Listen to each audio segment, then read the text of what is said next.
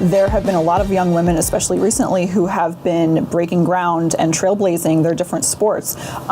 Most notably, I would say recently, Toni Harris, who is the first female to sign letters of intention to play to play college football in a skilled position. She's a defensive back. And so she's yes. Now I read she's a 5'7" and 166 pounds, which I mean she's pretty. I mean that's pretty. You got to work hard to get a lot of muscle. Yeah, it's a lot of muscle for a. I mean the average 5'7" build, but for a female, but that's still pretty small. I think for a. What position? She's a defensive back. Yeah, free safety.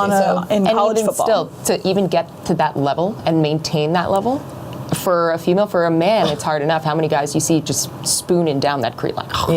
But for a female to get to that how many point, men are 5'7" in general? Yeah, it's true. Don't hate. Sport.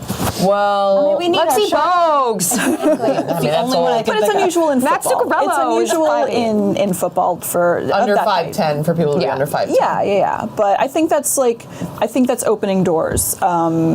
She was in a Super Bowl ad. I mean, cleaning up that dough. I'm just kidding. It's not about money. It was a stand-in. But I think air though. But I think she is inspiring. But what other trailblazing women have there been that even in sports in general, maybe not athletes, but any kind of to touch back on running is Catherine Schweitzer, who was the first woman to also speaking of linebacker and defensive ends. Yeah, this woman, holy moly, was the first woman to run in a marathon, but only Boston Marathon.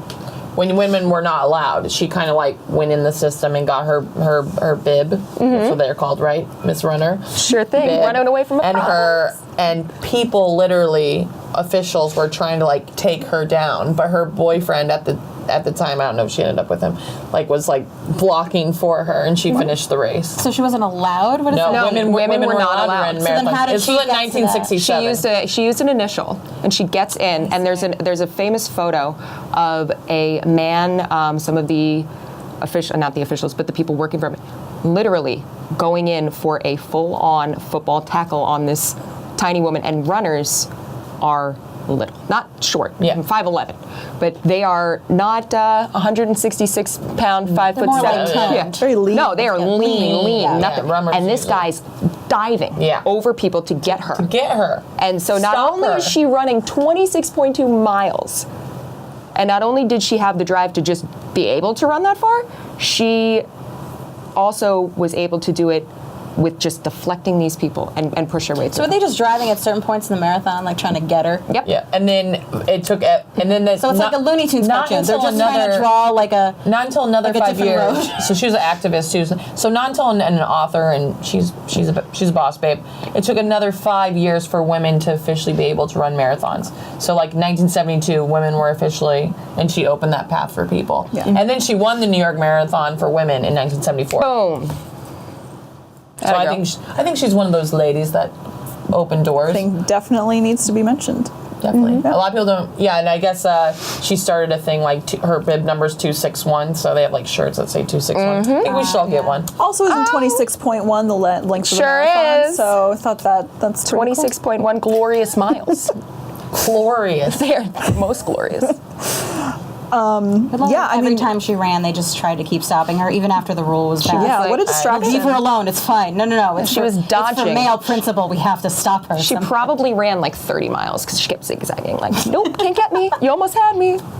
I think another woman that needs to be mentioned is Ronda Rousey. We were talking about wrestling earlier. On you. But she had an amazing career in UFC. For UFC, that was insane. That was something that was not seen before. And for me, I have never watched it. And she also was the one that had me start watching it. Mm-hmm. So then I started following her, getting invested in what her career was, and of course when she lost for the first time.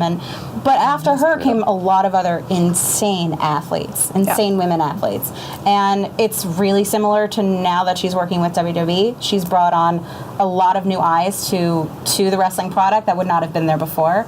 I've seen several acquaintances I know who don't have a lot of respect for wrestling, but they did for MMA fighting, and they have since been real quiet about bad mouth in wrestling since their girl Rousey is now is now in the ring, like, oh, okay, we get it. You need to also be athletic to do this sport, even if it's sports entertainment. For sure. Oh, absolutely. Oh my God. So that's at least been nice. Is at least for the small population that would not have watched it or would not have given it the respect it deserves. Sure. She's brought that there, at least for that, for that crowd. I never watched that fight. I never watched fighting before. I just fought brothers. But the Rousey fights was just like, drop everything. We have to watch this. Like, you have to. Yeah. And I didn't, it never just took brings long in because yes. It never took long because because she got them knocked out in 30 seconds. It was mostly like didn't take long at all.